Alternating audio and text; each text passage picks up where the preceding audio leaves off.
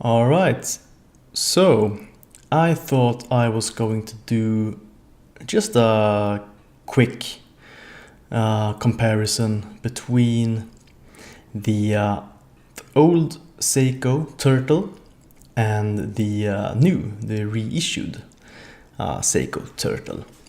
So I got one of each here. I got the 6309 here, the original turtle, and I got an SRP777 here from the new line of turtles. So before we begin, just a quick wristwatch check. I'm wearing another Seiko, the SKA371 BFK, famously nicknamed. It is raining today. We got a thunderstorm rolling in here. I don't know if you can if the mic catch up on that at all, but I thought this watch could match the weather. I got the original rubber strap on it, and I like this watch. It's a nice watch. And yeah, this one is quite special. It got actually the sapphire crystal from factory, which they do not have normally. So this is a unique watch, and it got a story to it as to why it has that sapphire crystal from factory. So maybe I'll just do a review on this one later on. All right, so let's begin with the other watches here. As I said, this one is this is a 6309. So this is a 7040 reference. This is the model sold in the Japanese domestic market and most of the world. There is also the 7049 reference, which was designated for the North American market. And this one, it got sort of a half brother watch, which is the 6306, and that one was made. They are the same one, but the 6306 was made exclusively for the Japanese domestic market. And as I said, they are the same. There's some small difference to it. The 6306 has a hacking movement. It does hack, and it features a kanji day wheel here. Otherwise, they're the same watches. But in this video, I'll just be referring to the 6309 and the 7040 in particular. So this is the original Turtle. It was made from rain's picking up. Maybe you can hear that. This was made from 1976 until 1988. As for the dial, there are mainly two variations. You got Sua and non-Sua. And what I mean by that is it's the earliest models, the ones from 1980 and a few years ahead to about 1980. They feature a Seiko Sua symbol, Seiko Sua factory symbol, right above the 6 o'clock marker. And like this one do not have that symbol.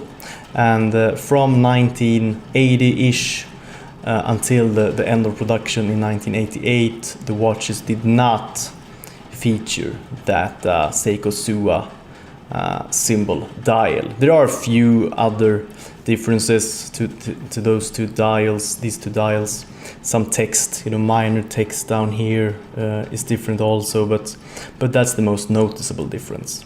So if you find an original 6309 with this Sua symbol, it's an early one. This particular watch was made in 1984. It's all original, and as you can see, it obviously do not feature that Seiko SUA symbol. And if we go to the new one, the SRP, as I said, this is an SRP777. That is the one with the black bezel and the black dial. I just thought it would match nicely to my other turtle. Look at that, beautiful, right? Yeah. There are some other variations. You got one, you know, with a Pepsi dial, and you got some golden details on some other models, and you got the a blue dial and blue bezel and whatever. There's quite a wide variety of watches in this new turtle line, the SRP line. Full name of the line, by the way, it's Prospex SRP77X. So it's part of the Prospex line. And these new turtles, they were reissued they were released, I should say, in late 2015, early 2016. I'm not 100% sure, but sometime around then. And I'll just be referring to this one as the SRP, but it is the SRP 777, as I mentioned. So they do share, of course, some similarities, these two watches. First one, the most noticeable one, is the shape of the case, this cushion shaped case. Of course, that's why it's got the nickname turtle from that shape here. The crown on both these is placed at the 4 o'clock marker, as with many other Seikos. And they both have the Seiko Hardlex crystal. They both do. Which is not that surprising, obviously. Seiko do like their Hardlex. They do like their Hardlex.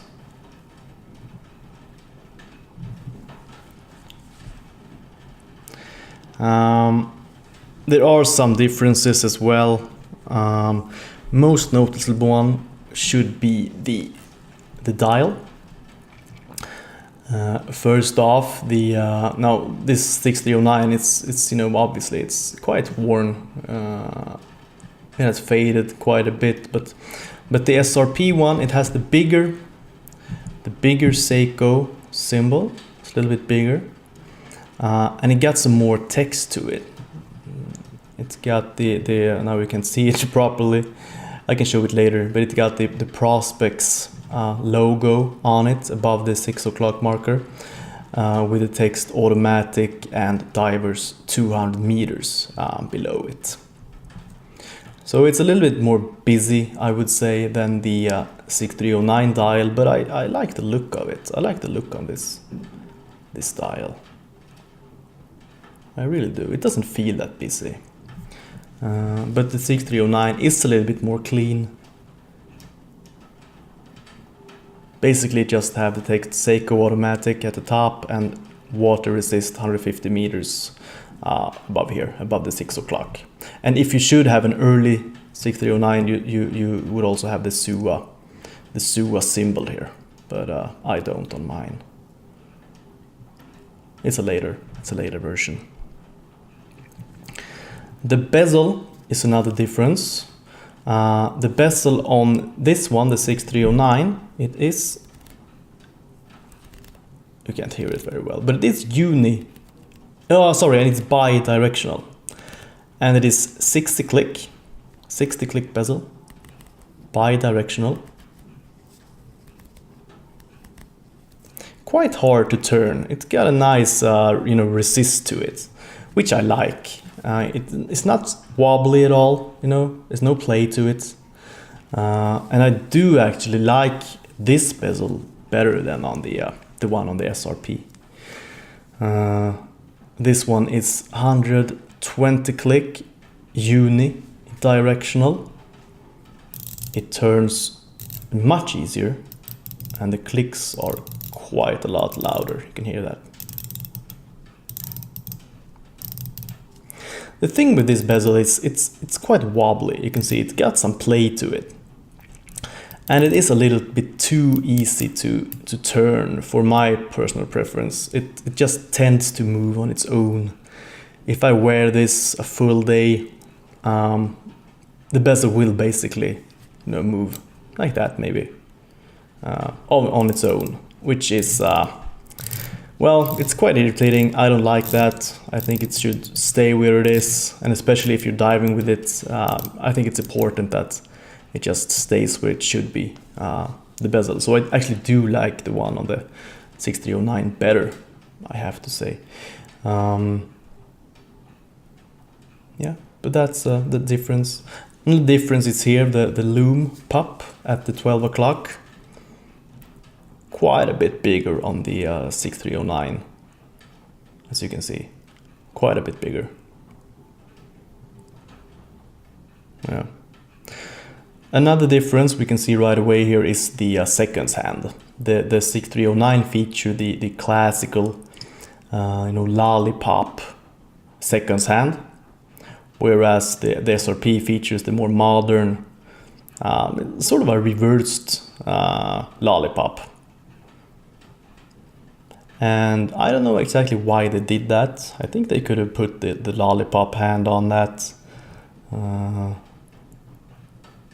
Just to reference to make a reference to the history of this watch a little bit clearer.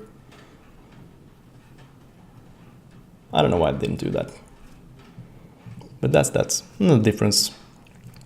If we turn this over, we can also see that the 6309 has this exposed crown, as you can see.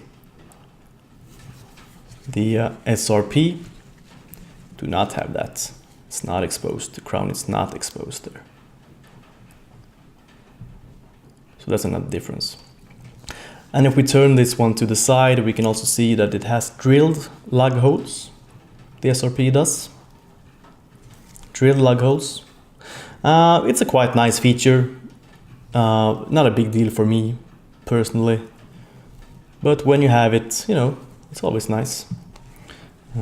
The 6309 do not have that. Get some focus here. Come on. There we go. It does not have these drilled lug holes. As for the movement, the 6309 feature a 6309 movement. That's the name of the movement. It is a 17 jewel automatic movement. And it's basically regarded as a good movement, or a true workhorse where that will just keep on ticking, keep on running. As I said, this one is from 1984, so it is 34 years old. And to my knowledge, this one has never been serviced, and it do keep good time.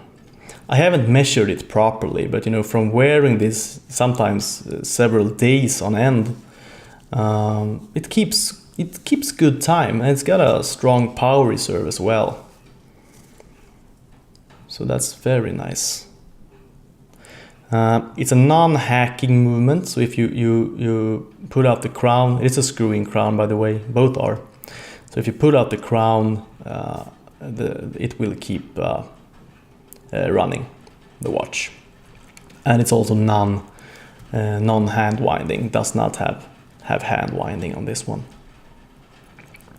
The SRP, on the other hand, it's upgraded as it should be. This one has the 4R 36 caliber automatic movement. It has 25 jewel, and it is hacking, and it has hand winding. It hand winds. So there's a noticeable difference there. Maybe we can, actually I can just show you. If you just unscrew the crown here, there we are. There you have the hand winding. Maybe you can hear it. Got a subtle sound to it. If you turn it one step out, you got the day wheel, and turn the other way, you got the date wheel. And if you turn it out, or you take the crown out one more step, the last step, you can see seconds hand stop moving. So it hacks, and then you can move maybe I can just move these out of the way so you can see that dial a little bit better. You can see here the Prospex logo just above the 6 o'clock marker, and you have the text automatic divers 200 meters. So that's it's kind of nice feature. Let's see if I can put this back in the crown. It's not always easy, but there we go. And it's running again. Alright, so to summarize, these are two nice watches. I like both of them. I got some kind of extra love for the 6309. I think it wears very well.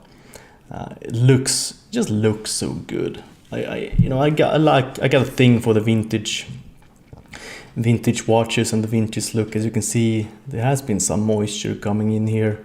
You can see on the hands there's some mold to them, and the dial is a bit faded in the text down here, but I like this look. The crystal is in great shape. There's no scratches or anything to it, and the bezel, it looks kind of good as well.